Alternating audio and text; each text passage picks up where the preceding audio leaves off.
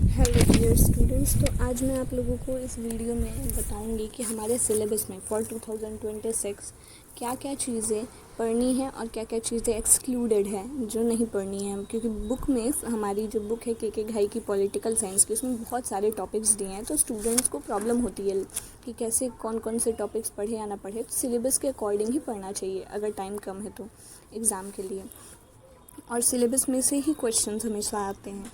तो सबसे पहले चैप्टर की अगर बात करें, सबसे पहला चैप्टर हमारा है forms of government. Forms of government में क्या क्या चीज़ें पढ़नी है? टोटलिटेरियन अथॉरिटेरियन स्टेट के meaning and feature, totalitarian authoritarian state के मीनिंग एंड फीचर, और लिबरल डेमोक्रेटिक स्टेट के meaning and feature. Comparison between totalitarian and authoritarian state, दोनों के बीच में कंपैरिजन।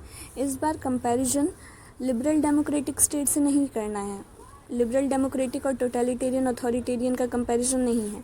यहाँ पे आपको comparison between totalitarian and authoritarian states को अच्छे से कवर करना है। और मुझे मेरे एनालिसिस के हिसाब से जहाँ तक लग रहा है कि अगले ही साल लिबरल डेमोक्रेटिक स्टेट 2025 में पूछा गया था, तो इस बार बहुत कम चांसेस हैं कि वापस से सेम क्वेश्चन पूछा जाए। इसलिए इस बार आपको अच्छे से, सबसे अच्छे से प्रिपेयर करके जाना चाहिए टोटलिटेरियन अथॉरिटेरियन स्टेट के कंपैरिजन को और उनके मीनिंग फीचर्स को। लिबरल डेमोक्रेटिक स्टेट आपको पता तो होना चाहिए, लेकिन उसको ज़्यादा डिटेल में पढ़ने की ज़रूरत नहीं है। फिर जो हमारा सेकंड चैप्टर है, उसमें से meaning and features of Britain as a unitary state. Britain unitary state के फॉर्म में कैसा है, उसके अंदर क्या क्या फीचर्स हैं, और America as a federal state कैसे वर्क करता है, कैसा गवर्नमेंट है। कंपैरिजन देखना है, comparison between Britain as a unitary state and America as a federal state. बस इतना आपको इस चैप्टर में करना है। फिर आता है meaning and feature of parliamentary form of government. Parliamentary form of government में इंडिया में कैसा गवर्नमेंट है, पार्लियामेंट्री सिस्टम चलता है इंडिया में, उसके मीनिंग और फीचर्स देखने हैं। प्रेसिडेंशियल फॉर्म ऑफ गवर्नमेंट जो अमेरिका में वर्क करता है, उसके भी मीनिंग एंड फीचर्स को आपको समझना है। कंपैरिजन करना है parliamentary form of government. Comparison अच्छे से आपको आना चाहिए कि पार्लियामेंट्री जो इंडिया में है और जो अमेरिका में प्रेसिडेंशियल फॉर्म ऑफ गवर्नमेंट है, दोनों में क्या डिफरेंस या सिमिलैरिटीज़ हैं, ठीक है। फिर नेक्स्ट चैप्टर है हमारा कॉन्स्टिट्यूशन। कॉन्स्टिट्यूशन वाले चैप्टर में आपको मीनिंग पता होना चाहिए कॉन्स्टिट्यूशन का, काइंड्स ऑफ कॉन्स्टिट्यूशन। तो हमारे बुक में 6 काइंड्स दिए गए हैं, इनेक्टेड और इवॉल्व्ड कॉन्स्टिट्यूशन। ये 2 इस बार रिड्यूस हुए हैं, ये हमें नहीं पढ़ना। तो हमें क्या क्या पढ़ना है? रिटन और unwritten constitution, rigid and flexible. इन चारों कॉन्स्टिट्यूशन की मीनिंग्स पता होनी चाहिए, उनके मेरिट्स और demerits. Meaning, kind, written, unwritten, rigid, वही चीज़ें हैं। मेरिट एंड डीमेरिट आपको अच्छे से प्रैक्टिस करके जाना है, क्योंकि किसी का भी मेरिट और डीमेरिट आ सकता है, क्वेश्चन में पूछा जा सकता है केस बेस में भी।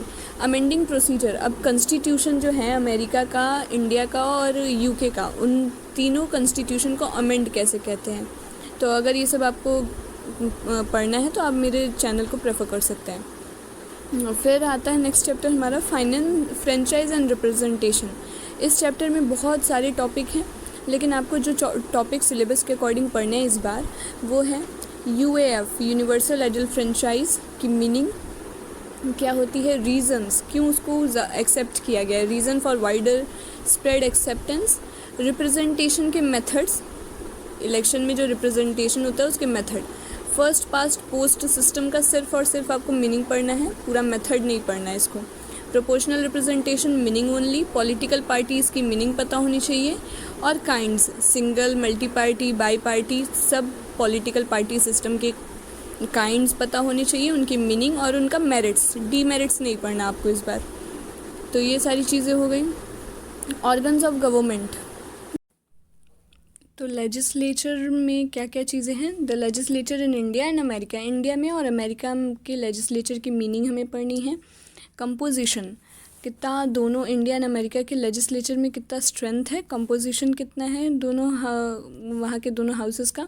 मेथड ऑफ इलेक्शन, कैसे इलेक्ट होते हैं मेंबर्स और उनका टेन्योर कितना होता है, ये देखना है। फंक्शंस क्या होते हैं इंडियन और अमेरिकन लेजिस्लेचर के, ये सारे functions. Legislative, constituent, executive functions देखने हैं। Ways in which the legislator controls the executive, judicial, electoral and financial. Composition and power of the house of representative and senate, house of representative और senate, जो कि दोनों American houses हैं वहाँ की legislature की, उनके कंपोजिशन, उनके पावर्स को देखना है। फिर Lok Sabha and Rajya Sabha including their special power, उनके स्पेशल पावर्स को भी। यूनिक पावर ऑफ सीनेट, ये बहुत इंपॉर्टेंट है कि सीनेट को क्यों world's most powerful second chamber कहा जाता है, ये आपको अच्छे से पढ़ के जाना है।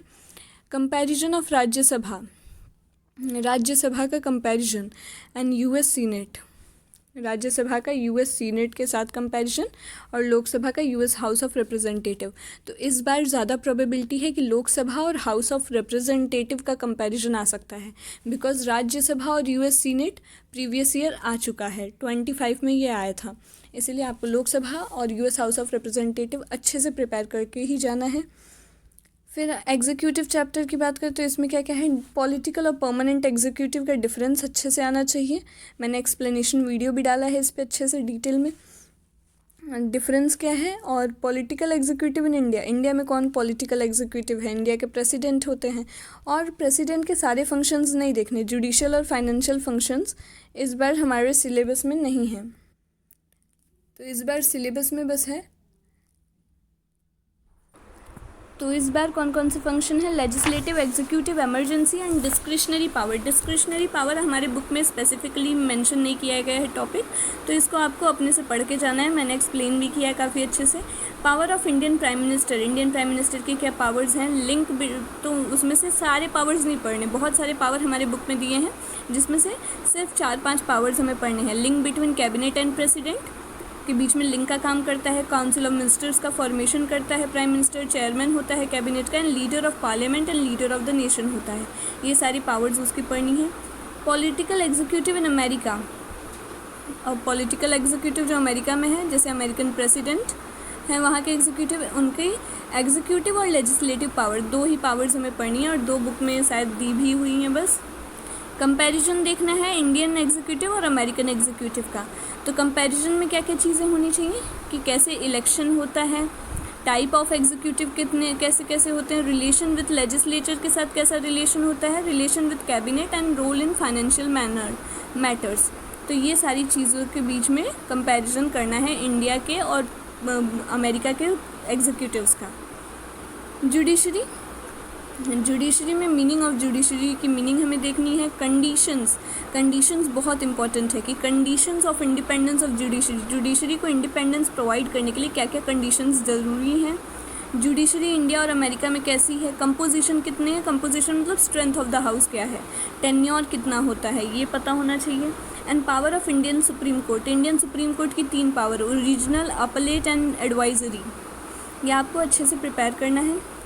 और फिर तो तीनों जुरिस्डिक्शंस, अमेरिकन सुप्रीम कोर्ट के भी 2 जुरिस्डिक्शन है, ओरिजिनल और अपलेट जुरिस्डिक्शन ओनली, बस यही 2 जुरिस्डिक्शन आपको देखने हैं अमेरिकन सुप्रीम कोर्ट का। जुडिशियल रिव्यू की मीनिंग, ये बहुत इंपॉर्टेंट है, जुडिशियल रिव्यू टॉपिक को अच्छे से प्रिपेयर करना है। उसका मीनिंग, प्रिंसिपल्स क्या है, मतलब किस प्रिंसिपल पे, जैसे इंडिया में ड्यू प्रोसेस ऑफ लॉ और अमेरिका का, सॉरी उल्टा बोल दिया मैंने, अमेरिका में ड्यू प्रोसेस ऑफ लॉ और इंडिया में प्रोसीजर इस्टेब्लिश्ड बाय लॉ वाला प्रिंसिपल आपको देखना होगा। कंपैरिजन, स्टडी ऑफ इंडियन और अमेरिकन सुप्रीम कोर्ट का कंपैरेटिव स्टडी, मतलब कंपैरिजन, दोनों में डिफरेंस क्या है या सिमिलैरिटीज़ क्या है, वो आपको देख के जाना है। फिर इंडियन डेमोक्रेसी की बात करें, चैप्टर 7, तो उसमें प्रियम्बल आपको अच्छे से आना चाहिए, उसकी इंपॉर्टेंस क्या है।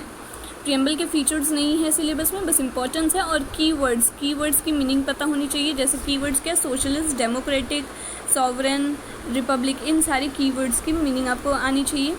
फीचर्स, इंडियन कॉन्स्टिट्यूशन के जितने भी फीचर्स हैं सब कुछ, रिटन एंड कॉम्प्रीहेंसिव कॉन्स्टिट्यूशन है, constitution drawn from several sources, federal structure with unitary spirit, partly rigid, partly flexible, तो आप इस सबको एक बार रीड कर लीजिएगा, ये सारे फीचर्स आपको पता होने चाहिए। Fundamental right and directive principles में से क्या पढ़ना है, फंडामेंटल राइट्स की मीनिंग, जितने भी फंडामेंटल राइट है सबकी मीनिंग, डिटेल स्टडी मतलब किसी भी फंडामेंटल राइट से केस बेस्ड क्वेश्चन, कैसा भी क्वेश्चन आपसे पूछा जा सकता है, तो किसी भी फंडामेंटल राइट्स को लीव नहीं करना है, सबको पढ़ के जाना है। Directive principles of state policy, इसमें हमें क्या पढ़ना है आपको, क्लासिफिकेशन, लिबरल, गांधीयन, सोशलिस्ट, 3 तरह के जो डायरेक्टिव प्रिंसिपल्स बताए गए हैं बुक में, इन तीनों को आपको पढ़ के जाना है। इसमें केस बेस्ड क्वेश्चन भी आ सकता है कि जैसे कॉटेज इंडस्ट्री वाला प्रिंसिपल किससे रिलेटेड है, तो वो गांधीयन से रिलेटेड है, तो इसीलिए आपको तीनों का क्लासिफिकेशन पढ़ना है।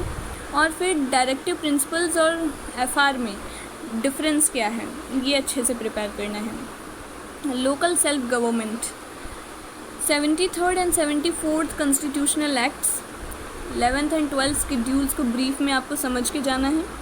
कंपोजिशन, जिला परिषद का क्या कंपोजिशन है, कितने मतलब स्ट्रेंथ है वहाँ की, और म्यूनसिपल कॉरपोरेशन, बस दोनों अपर बॉडीज़ पढ़ के जानी है।